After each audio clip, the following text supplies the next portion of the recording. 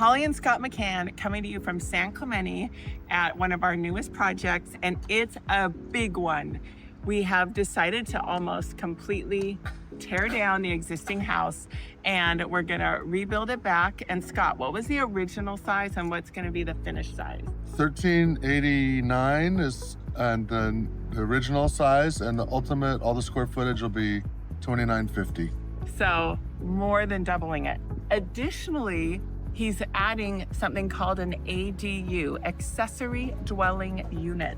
So it's like a separate unit that is gonna be totally available with an outside entrance that you can rent or maybe have a family member live in, and it can produce some good income. How big is the ADU square footage and beds and baths? It's a 2-bed, 2-bath. Basically, it's a 2-bed, 2-bath apartment, and it is approximately 770 square feet.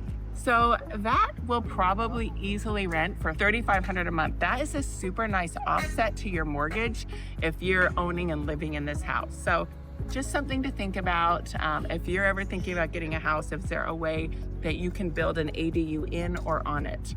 We have an ADU in our house that we live not too far from here, and then a house that we used to live in also has an ADU, and that is super nice extra income. So back to this house. Check out these big trenches. So Scott, is this where the new garage is gonna be, or what's all that? Yeah, so we tore down the old garage. The old garage was right here. You can kind of see the old footing for it. It was like a 1.5 car garage. We're making it a 3-car garage. The ADU or 2-bedroom apartment is going above it. And then the house we're tearing down and rebuilding it. It's gonna be awesome. Contemporary design style. It's gonna have 10-foot ceilings, single story. It's gonna be super nice. And it's gonna have one of those big giant pivot doors like we have on our house. How big is the pivot door? About 8 feet wide. Yeah, so the whole door is gonna turn on an axis. It's gonna be like a really exciting wow feature on the house. Yep. What are some of the other things that you're excited about in this house? Well, I love the design. I love the ocean view. It's got a great ocean view out here. I love the 10-foot ceilings, single story 10-foot ceilings, modern architecture.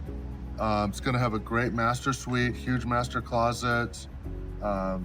Just really well designed. Yeah, one thing that the old houses don't have is big closets. And when we flip houses and we're stuck with the existing small linear closets, not walk-in closets, that is a lot of pushback that we get when we're selling those houses. It's like, sorry, in 1965, they didn't make walk-in closets. So that's something that Scott tries to do, is make bigger closets and bigger kitchens with islands. That's the other thing we're always trying to put into the newer houses. So let's go take a look at a few more details. So what are we standing in and what's going on here? What we're doing to make the house single story, you can see the existing house floor, and we're growing the house this way. We're extending it this way at that same level. And in order to add a 4th bedroom and additional bathroom, we needed to add it in this area. But what we needed to do is dig it down into the dirt and make it kind of like a partial basement room, because that way the rest of the house can extend over it. So the room will be down here underneath and that house just extends over it. But to do that, we had to dig down. And then you can also see one thing that's interesting is if you look at the soil over there, like it's a dark brown at the top. San Clemente has a lot of kind of not good soil. It's really clay.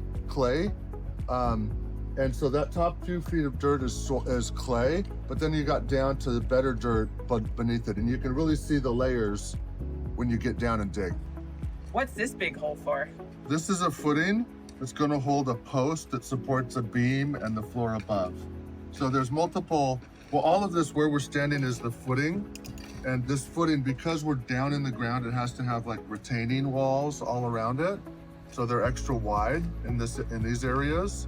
And then eventually after we pour those in, we'll pour the slab that the people stand on in their bedroom. But this is a footing, and there's other footings in specific locations that hold up the house in certain locations. So make sure you're subscribing to watch the progress, because we're gonna be filming every week and showing you guys everything that's happening. So what else were you gonna say? Well, another thing to mention is that we wanted to add a bathroom to this lower bedroom so that people didn't have to go upstairs to go to the bathroom.